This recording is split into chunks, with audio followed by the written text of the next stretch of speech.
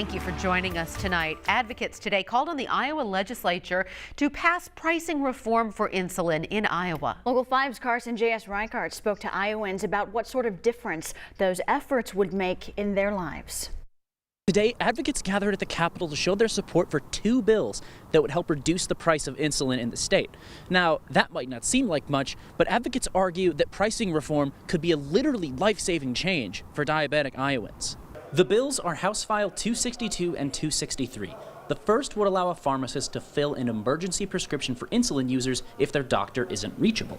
The second would cap the cost of insulin at $100 on state-regulated private insurance plans. For Iowans like Janelle Luchin, this cause is a deeply personal one. I lost my son 4 years ago Monday when he rationed his insulin. He lost his insurance and he couldn't afford to buy it. Sarah Ball, a Des Moines resident with type 1 diabetes, told me she's grateful her insurance has been able to consistently keep her insulin covered. However, she's seen several other diabetics who haven't been so fortunate.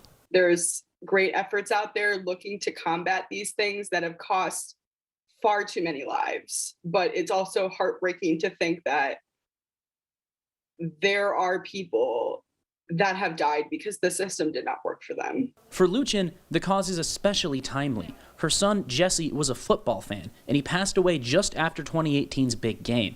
As she continues pushing for price reform, his memory is as strong as ever. Was a tribute to him. That's how we treat Super Bowl Sunday.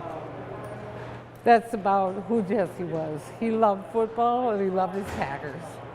In Des Moines, Carson J.S. Reichart, Local 5 News. We are Iowa. Both bills being discussed at that rally were previously passed with bipartisanship in the Iowa House. They're currently being considered in the Senate Human Relations Committee chaired by Senator Jeff Edler. As of tonight, he hasn't returned a request for comment from Local 5.